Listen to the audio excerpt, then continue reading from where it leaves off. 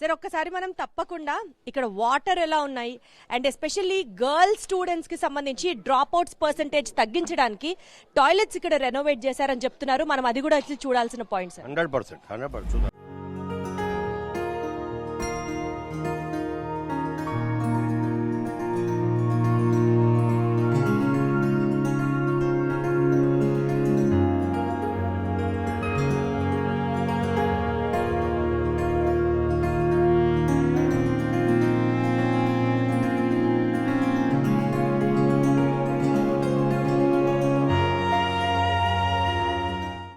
ఇది బాయ్స్కి ఏంటి, ఇది గర్ల్స్కి. వీళ్ళు అంటే ద వే చూడండి, అసలు ఎక్కడ ఒక స్మెల్ లేదు అసలు. ఇవి చూడండి, ఒక ప్రాపర్ వాతావరణంలో పిల్లలు పెరుగుతున్నారు, ఇక్కడ చదువుకుంటున్నారు అని చెప్పొచ్చు కదా సార్. 100% అంటే ఇటువంటి మారుమూల గ్రామంలో ఇటువంటి ఫెసిలిటీస్, ఇలాంటి స్కూల్స్ మీకు మా కర్లపాలెం మండలంలో 17 స్కూల్స్ ఉన్నాయి. 17 స్కూల్స్. మనం ఈరోజు ఒకదానికి వచ్చాము, గణపవరం, అలాగే మీకు ప్యార్లీ అని, అలాగే పెద పులుగువారి పాలెం అని, అలాగే చింతాయపాలెం అని, నర్రావారి పాలెం అని, అన్నిట్లో కూడా స్కూల్స్ ఇలాగే ఉన్నాయి. ఇంకా చూడండి, వాటర్ ఎక్సలెంట్. ఇది అసలు వాష్ బేసిన్ అంటే వాళ్ళు చూడండి, keep you hands clean. Especially మనకి కోవిడ్ తర్వాత ఇట్ ఈస్ సో ఇంపార్టెంట్. అంటే వాళ్ళ గర్ల్స్కి సపరేట్ వాష్ బేసిన్, వీళ్ళకి సపరేట్ వాష్ బేసిన్. ప్రతి దాంట్లో మీకు క్వాలిటీ కనపడుతుంది, శ్రద్ధ కనపడుతుంది, విద్య పట్ల ఆయనకున్న ప్రేమ కనపడుతుంది. చూడండి, ఏంటి సార్ ఇది? ఇది మినరల్ వాటర్ ప్లాంట్. ఇది ఫర్ ద స్కూల్ ఆర్ఓ. పిల్లలకి మినరల్ వాటర్ ఇస్తున్నారు. పిల్లల కోసం చూసారా, ఇది వాళ్ళకి డ్రింకింగ్ వాటర్ పర్పస్. సరే, ఇంతలాగా ఈ స్కూల్స్ ని మోడిఫై చేసిన తీరు విధానం చూస్తుంటే మీరు ఎలాగా మెస్మరైజ్ అయ్యారో, మీ సమక్షంలో ఈ స్కూల్లో పిల్లలు చదువుతున్న వాళ్ళ పేరెంట్స్ కూడా ఉంటారు కదా, వాళ్ళని కూడా మనం ఒకసారి కలుద్దాము.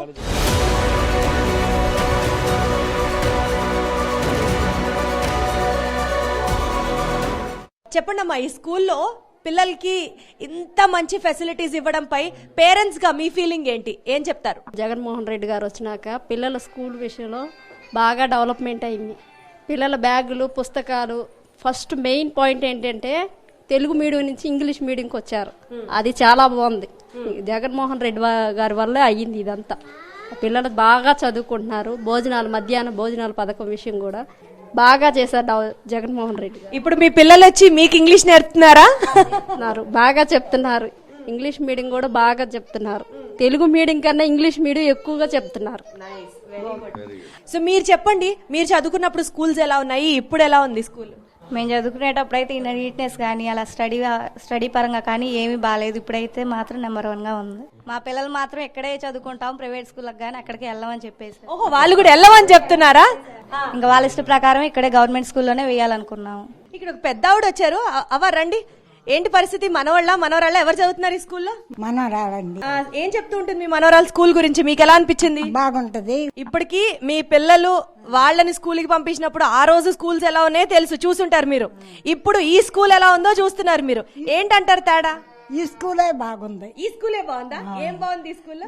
చక్కగా మన తల్లిదండ్రులు చేసినట్టు చేస్తున్నారు. వెంకట్ సార్, ఒక్క మాట చెప్పండి, ఈ ఒక్క స్కూలే ఇలా ఉంటుందంటారా, లేకపోతే మీ మండలం మొత్తంలో స్కూల్స్ అన్నిటినీ నాడు నేడు కార్యక్రమంలో 30,000 schools, 30,000 schools through out the state. నాకు తెలిసి phase 1లో, phase 2లో, ఇప్పుడు phase 2 ఆల్రెడీ ఇప్పుడు స్టార్ట్ అయింది, ఆల్మోస్ట్ కంప్లీట్ అయిపోయింది.